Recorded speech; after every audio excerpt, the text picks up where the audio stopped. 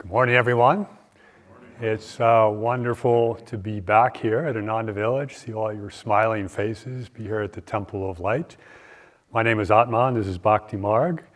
We've served here at Ananda Village for the past 3 decades or so, but we have just been on pilgrimage in various places and have just returned within the last, I guess it's been a couple days. So if the mind wanders a bit, it's because I'm still not quite here. But let's start with some whispers from eternity, and then we'll talk about today's subject.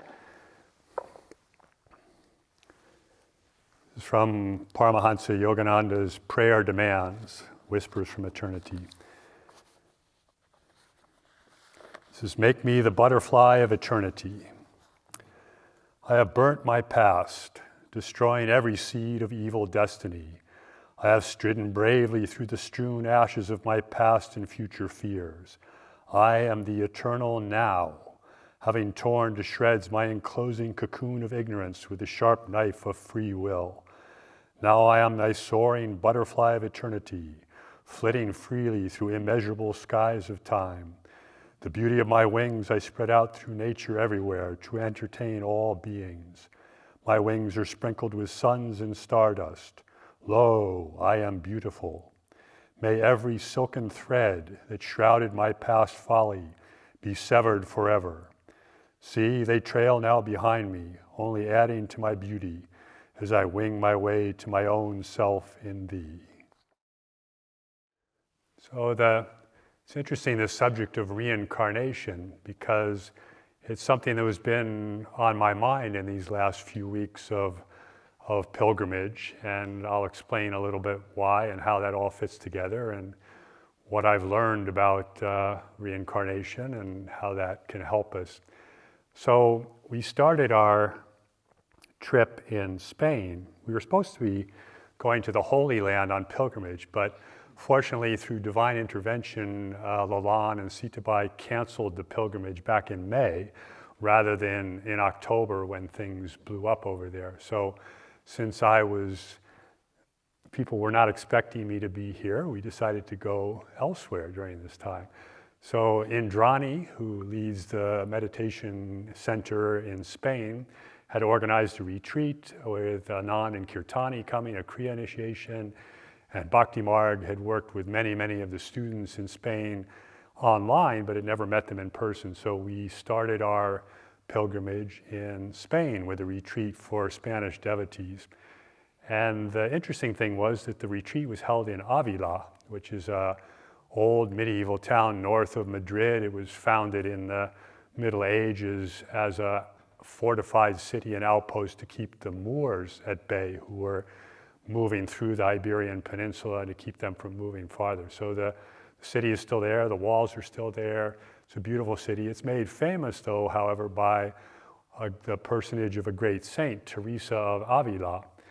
And we were able to visit some of her places where she blessed, where she lived, the convent that she lived in.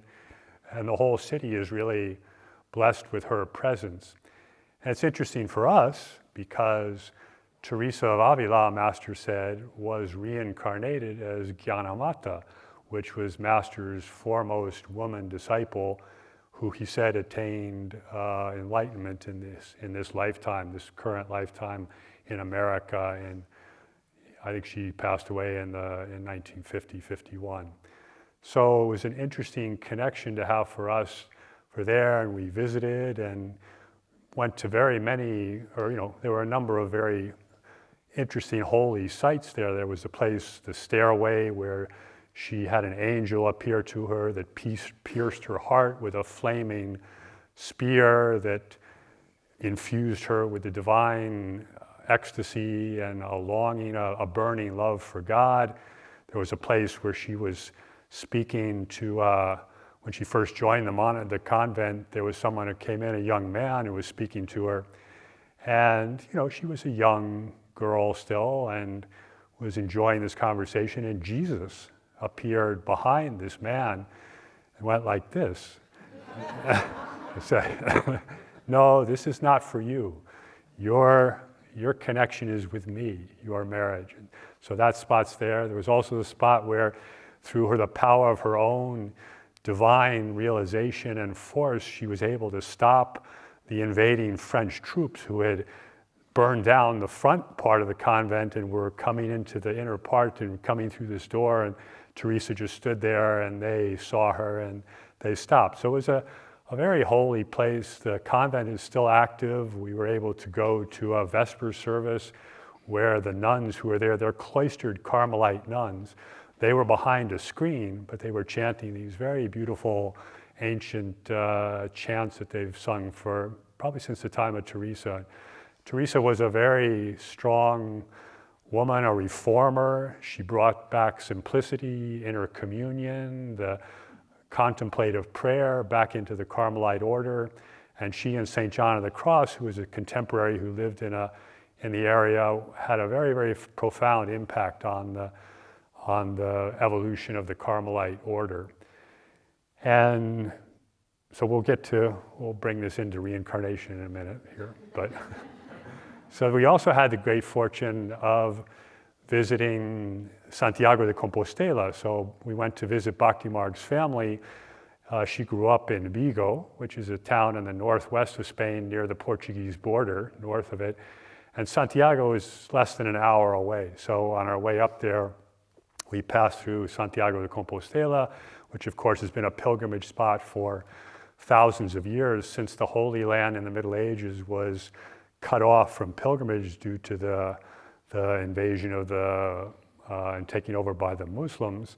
This became a pilgrimage spot where it's rumored to be the remains of St. James, the apostle, and people came from all over Europe walking there for many, many, many centuries. And then recently, of course, it's become more popular again, the Camino de Santiago, which Sitabai and Satyana recently led a pilgrimage, and people will walk there, and it's a place that's filled with the vibrations of pilgrims, and we were able to go there into the beautiful cathedral and meditate, and it was all very nice. So then it was time to go to India, and Bhakti Marg headed to the south for some rejuvenation, some Ayurveda, and I headed for the Himalayas. So the Himalayas have always been something that have really called to me. I've been to India a number of different times, and it's where I've always felt the greatest connection. So I flew from Bhrigu to Madrid to Doha to Delhi to Dehradun, all in one go.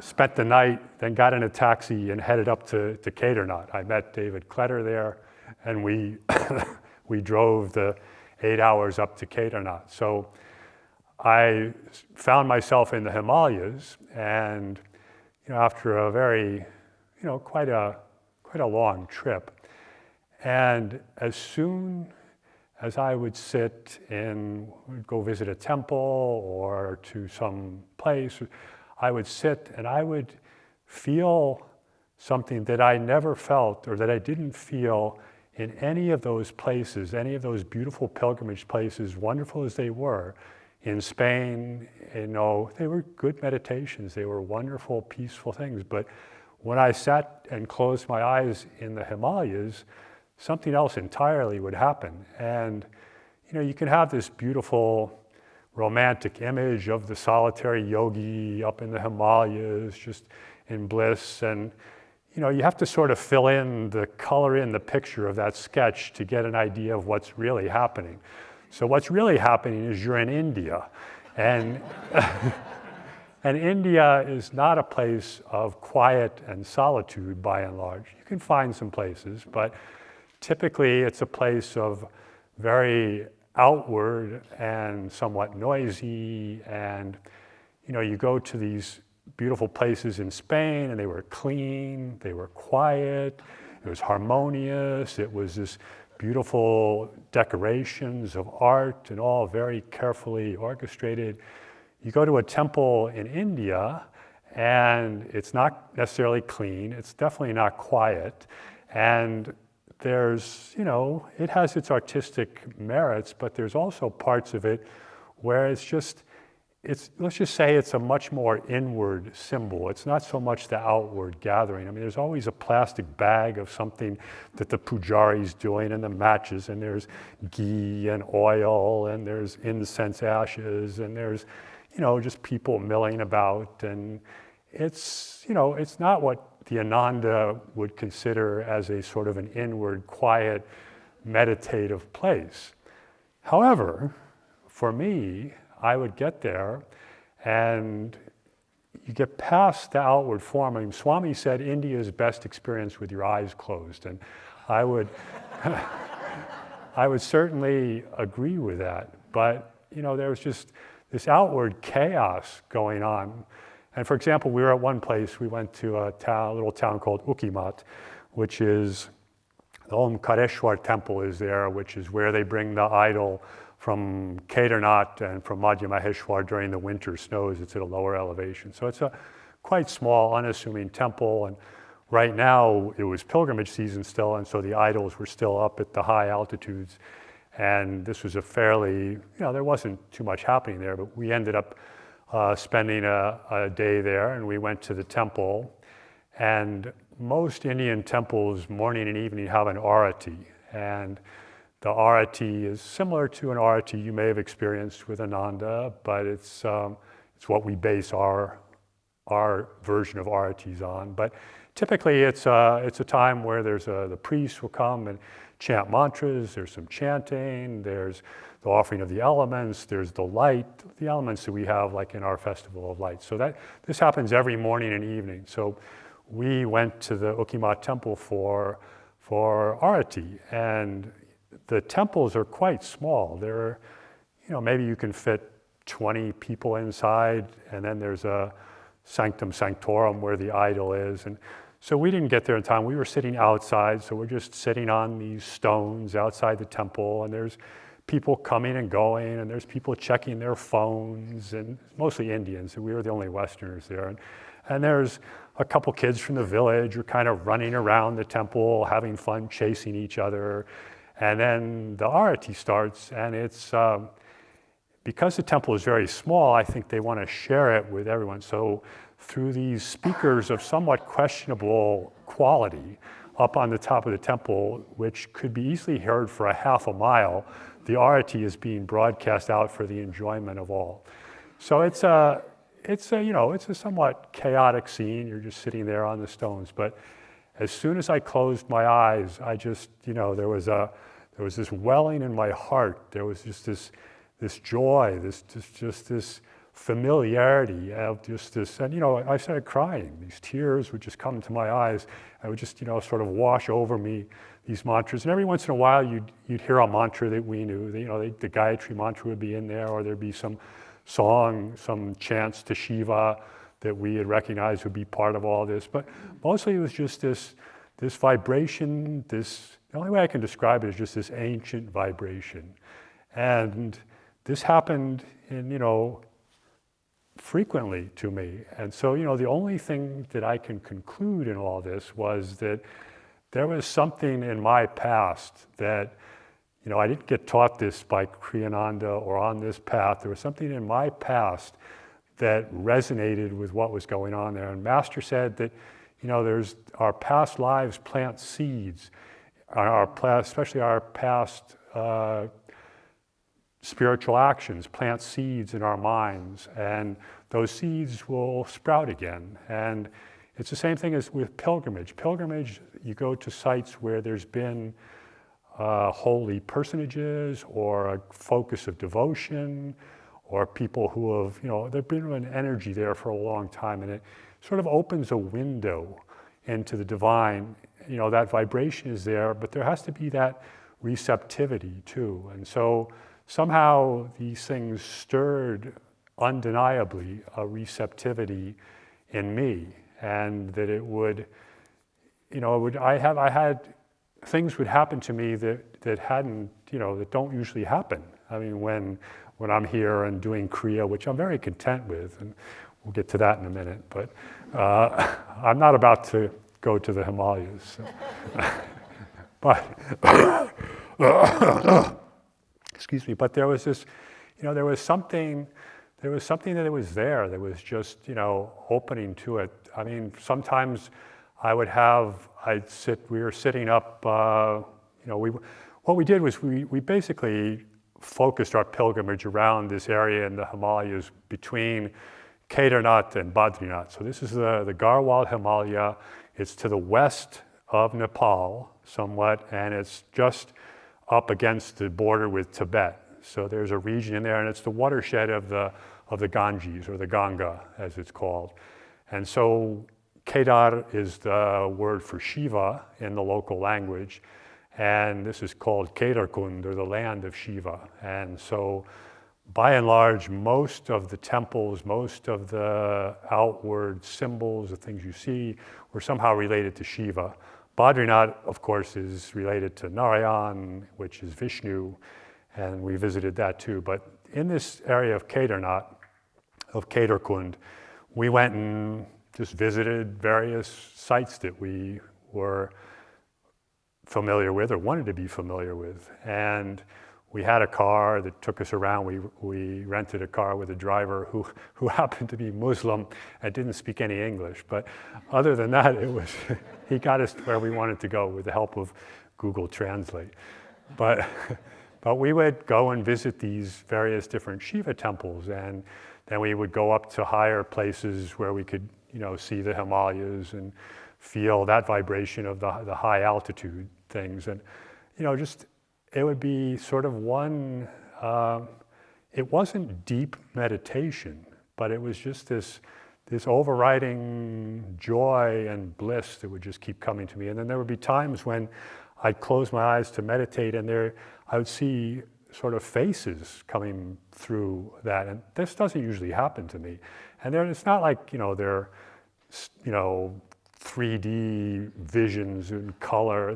They're sort of images that it's, behind the closed eyes. And I didn't really know what they were. They were, I would sort of ask, and, I'd like to think that we are the yogis of the Himalayas or something, but that didn't come loud and clear. So some of them looked like that. Some of them were not particularly pleasant. I mean, one of them I thought, oh, maybe this was me, and again, maybe I was tuning into some kind of past life here that was happening. There were some that, there's some that looked pretty worried or something. I said, well, maybe that was me back then.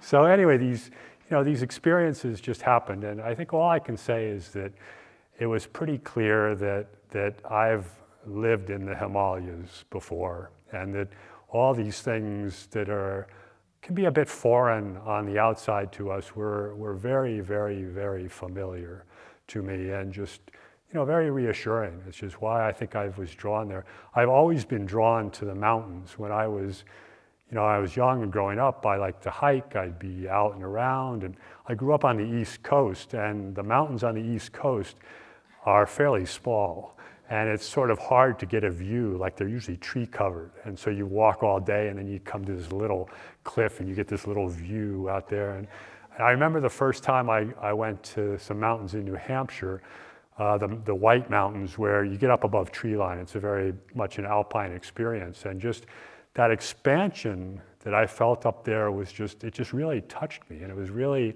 familiar. Maybe that came from past lives. And one of the reasons I moved west was because I realized they had bigger mountains out here, and it was easier to get up into that vast, expansive area where there's nothing in front of you, and you're just there with the expansion. So we made it up to some very, very beautiful places with which we shared some of the pictures, but just this, this sense of expansion, and just really, I felt I could have stayed there for a long time. So anyway, all right, so what? I had some lives in the Himalayas in the past, and there's still something there. So what do you do with that now? So, what do you do with reincarnation? Master says we forget our past lives so that you don't get locked into the habits, the bad habits and the regrets of all your past lives, and that's why they go away. So, okay, so is it a good thing to be, sort of tuning back into that? So I was thinking about all this, and I did consider, becoming a wandering sadhu in the Himalayas and saying, well, maybe I should tune back into this more frequently, and this would be a good thing. And then I quickly realized that the realities of an aging devotee's body combined with the realities of modern India, I don't think I will make it very far. And I also realized that, no, I'm here. I've been put here. We have this incredible path of Kriya Yoga that's been given to us. We have these incredible teachings. We have this incredible community of where it's quiet. And there are these wonderful vibrations here. I mean, thinking of meditating in the meditation retreat, the Temple of Light, the Moksha Mandir, it's an experience that you don't have in India. The practice of Kriya Yoga and a deep, inward silent meditation, I'll tell you, it's a lot easier here. Devarshi, who I talked to in India, he just said, I've been in India a lot, I've been a lot of places. There's just no place like Ananda Village. There's just, it's unique. Don't ever take it for granted. So, no, I'm here. I'm practicing yoga, Kriya Yoga. This is my dharma. This is what I want to do. And where I am, where God put me. Now, I may go visit there and dip into that some more. But the other thing that came to me from this, intuitive delving into past lives and the connection is that, something happens when you, on pilgrimage, something happens when you tune into these things. There's things are stirred up inside. And I think those of you who've been on pilgrimage can understand this, but it's, there's things that get rearranged, and it's hard to put into words, but I think it's generally positive. It just sort of shakes you a little bit out of your complacency. So that's one thing that was good. The other thing is good is just to tune into non-attachment and an intuitive perception of some past lives or experiences can help with that. For example, in Patanjali's Yoga Sutras, one of the yamas, one of the restraints is non-attachment or non-greed.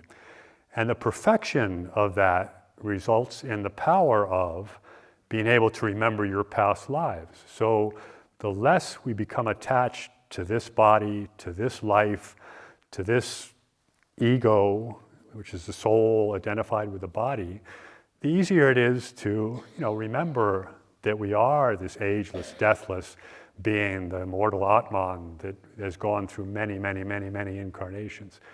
But I think you can reverse that too. If you start tuning into other incarnations or getting out of this one, that helps perfect non-attachment. So, tuning into these things, I think, can help make me, less attached to this life. I mean, who am I? Here am I, I'm playing out this role here at Ananda Village and doing this, but there was something else that happened. And, there were probably other thousands, millions of lifetimes that I haven't known about. And so I was, just tuning into that sense of non-attachment, of not being so focused on right here and now. Because when you expand and you think about that and you tune into those, like, all right, what was all that was going on? What was happening when I was in the Himalayas? Where was I? What was, it's just expands that horizon and gives you that sense of non-attachment to this life, this body, these problems that are happening right now,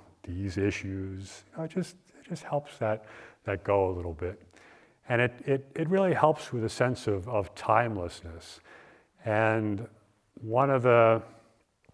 this is all I was tuning into during this pilgrimage. We went to Badrinath, and outside of Badrinath, between Badrinath and Mana, is this cave where it was said that Bhrigu meditated. And Bhrigu is a sage that's mentioned in the Bhagavad Gita. He was the one who wrote the book of Bhrigu, and Swami wrote about this. He has a whole publication about it.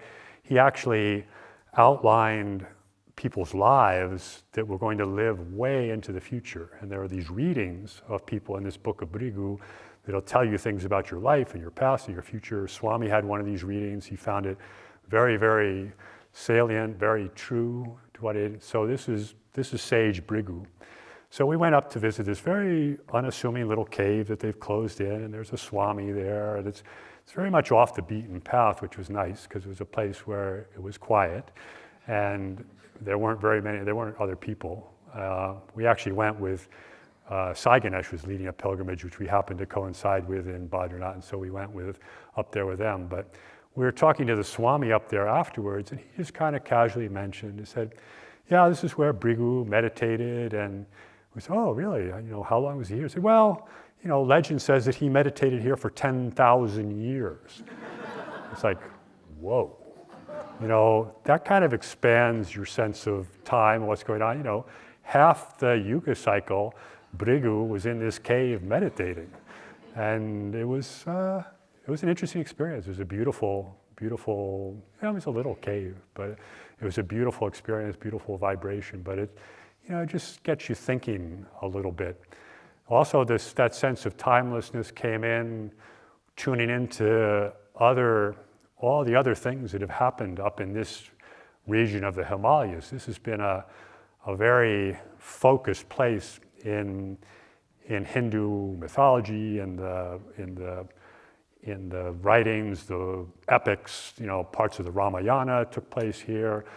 Of course, the Mahabharata, the Pandavas were all in this area. They went up there seeking out Shiva to get the weapons. They went there to do penance.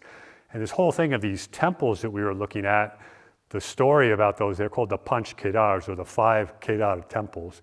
And the legend is that after Kurukshetra, after the war of where the Kauravas and the Pandavas fought each other and everybody died, and it was the end of Dwapara moving into Kali Yuga, the whole story of the Mahabharata, which the Bhagavad Gita is about.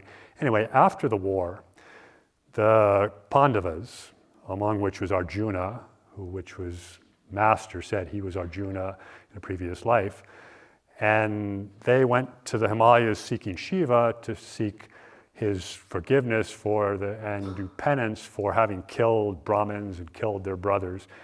And Shiva was not happy with Kurukshetra, and so Shiva hid from the Pandavas, and he took the form of Nandi, the bull.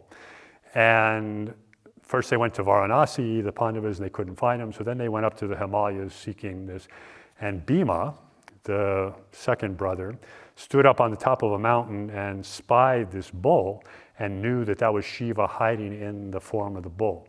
So then he went, there's various permutations of the story, but basically he went and they went after the bull, and then Shiva either hid or Bhima took the bull and it went into various pieces, but there were 5 pieces of the bull landed in 5 different areas, and the Pandavas built temples in each of those 5 different areas, one of which is Kedarnath, which is one of the major pilgrimage spots of Hinduism. There's 4 major ones up in this region. Kedarnath is one of them.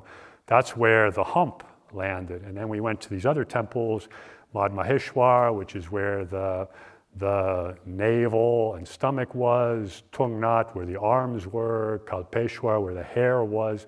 So that's the story of these various temples, but it was the Pandavas who were all there. And one really fabulous experience of this trip was we went up to Kedarnath. And Kedarnath, you have to walk 10 or 12 miles to get up there, and it's a 5,000-foot climb.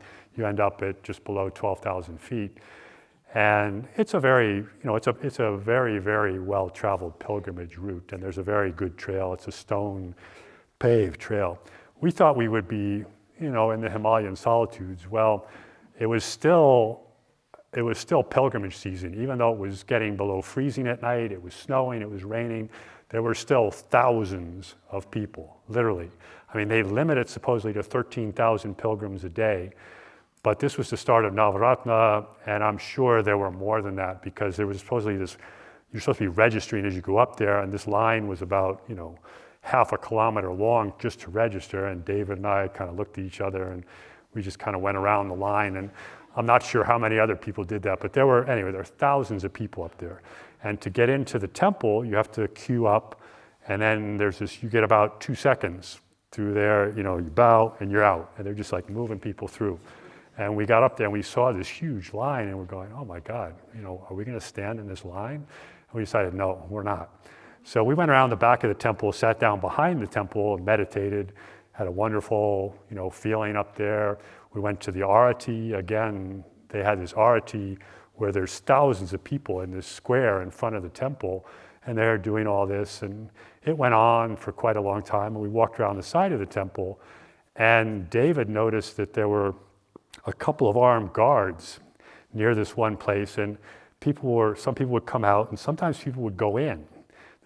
No one else was going in during the arati. So he said, come here. So we went over there, and we're trying to figure out what's going on. Nobody's speaking English. We're just sort of pushing our way in there. And David has this brilliant idea on Google Translate. He says, we are devotees from California. And he translated that into Hindi. And then he showed it to the guard. And the guard just kind of looked around and said, okay, wait. So we stood there for another, 10 or 15 minutes. And then all of a sudden he just says, okay, shoes here, go. And so we just jumped in the side of the temple. And we still have no idea what was going on. But inside this temple, which the front part, it's only about 400 square feet. There are only about 10 or 15 people in there. So we had the chance to actually stand in this temple. And not only that, we stood next to a person who was a local, who spoke English, and he started explaining all this. Meanwhile, the arati is still going on in the sanctum sanctorum, but we're just out there, and he said, see all these bas-reliefs? They were 5-foot high bas-reliefs all the way around. Those are all the Pandavas. There was Krishna. There were the 5 Pandavas. There was Draupadi. There was Kunti was there. And then the main thing, of course, is Shiva. But we looked up and we were standing right under Arjuna. We were just sitting there. And we spent 10 or 15 minutes in there. And when the arati finished, they let the line in again, and we went through. I even tried to bow, and the guy just grabbed me up, out.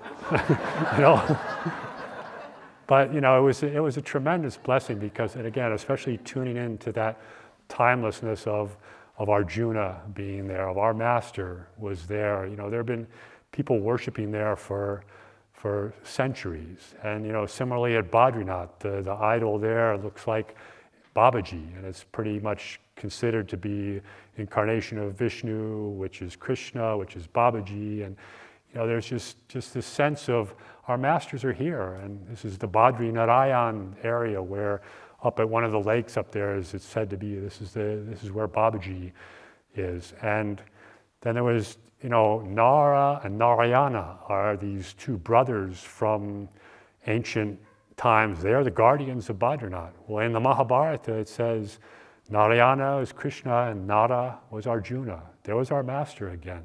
And it said these were the guardians of Badrinath from many, many ages ago, and they meditated up there for 1,000 years. So, our master he's just there, timelessness. There's also, our master might have been Shankara, Adi Shankara. Swami tells the story in the biography of Yogananda. He also had it in conversations about Shankara meeting Babaji in Varanasi. And his Babaji's servant came to Shankara for a reading. The Shankara said, your karma is really, really clear. You're going to die tonight. And the servant went back to Babaji and said, this great astrologer says I'm going to die tonight. And Babaji says, you're not going to die tonight. You're under my protection. He goes back and tells Shankara. Shankara says, look, it's really clear. If you don't die tonight, I will take diksha, I will take initiation with your guru, with your master. And so Babaji protected his servant from this incredible lightning storm. He didn't die. Shankara went and took initiation in Kriya Yoga and took Babaji as his master. So this was a story that Yogananda told Swami.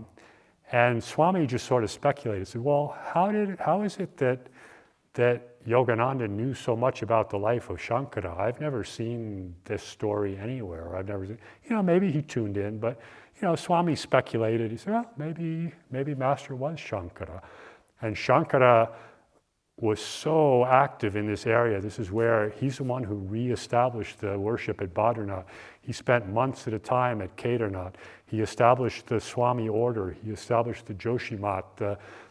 He established the four monasteries to uphold Advaita Vedanta. All this he did in 32 years. But in reincarnation, that could have been Master. Could have been Master taking another role in all this. So it was, I'm out of time. So So to me it was, I hope I've conveyed some of the enthusiasm, some of the joy I felt doing this, but it's also to just what to take away from this. And for me, I think it's something that Yogananda said in the Essence of Self-Realization. He said, you know, the lesson of reincarnation is non-attachment. It's going beyond the aversions and attractions of this world of the personality. It's of relating to everyone with kindness, forgiveness, and compassion, and steadfastly content in the self, the greater self. So it's the lesson of reincarnation is just let all this go. Just, you know, it's out there. You can tune into it intuitively. I mean, rationally, you can't tune into this rationally. I mean, some guy meditating for 10,000 years in one cave. I mean, it's not a rational thing. So, you know, intuitively, just let all that go. Just all tune into that and just say, okay, I'm just the immortal soul inside. I just have to realize that flame of the divine, that immortal Atman, that glowing light is there. And all I have to do is let it shine forth, let it burn away all memories, all karmas, all things that I've gathered over the past, and just tune into that one inner self. Brave were the people who lived in these hills. Brave the great warriors who confronted the foe. To defend what is holy, to defend what is true. Our Lord on mankind did this duty bestow.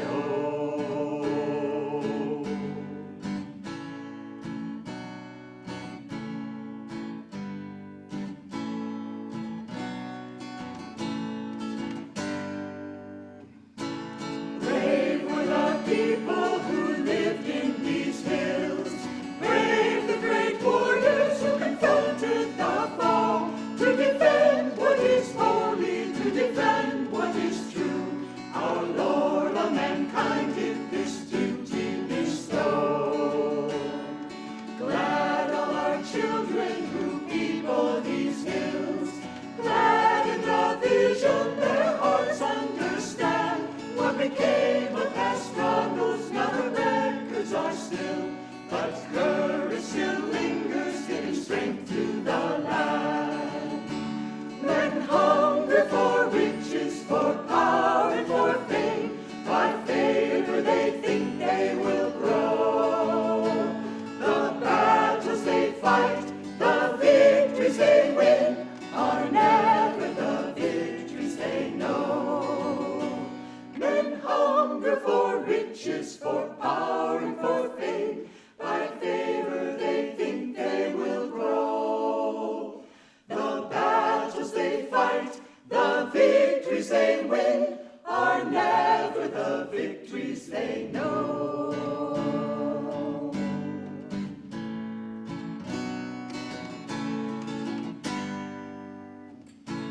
Brave were the people who lived in these hills. Brave the great warriors who confronted the foe. To defend what is holy, to defend what is true. Our Lord on mankind did this duty bestow. Our Lord on mankind did this duty bestow.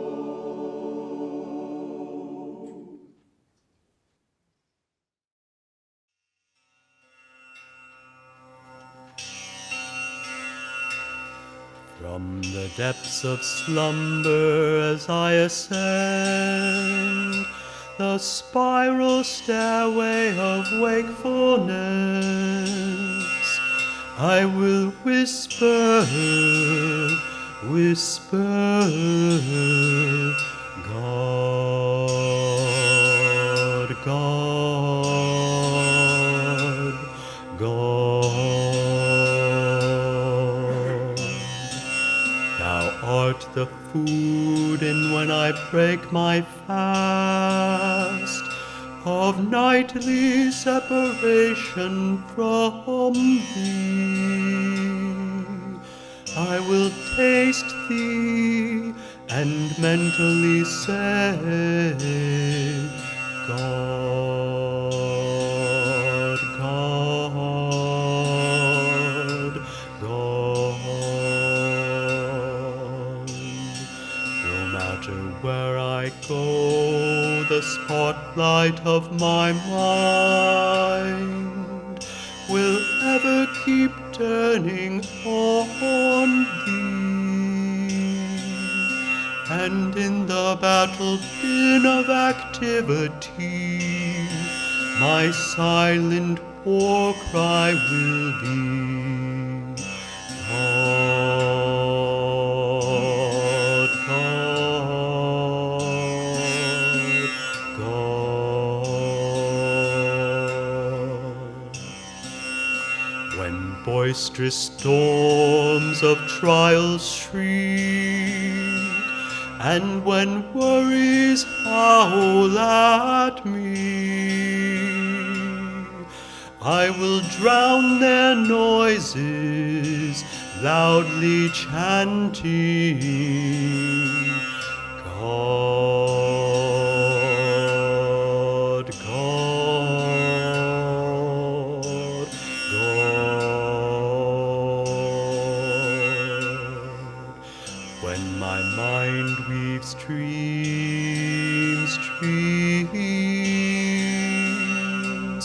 with threads of memories,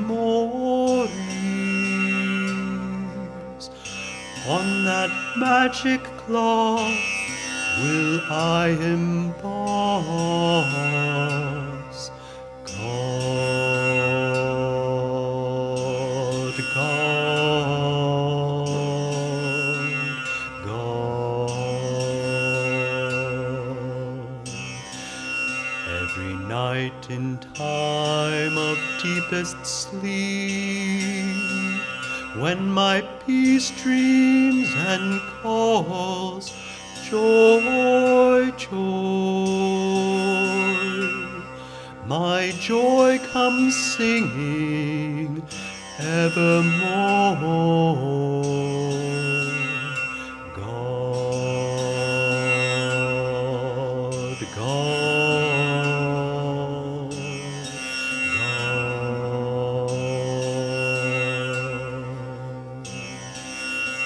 Waking, eating, working, dreaming, sleeping, serving, meditating, chanting, divinely loving, my soul will constantly hum, unheard by any.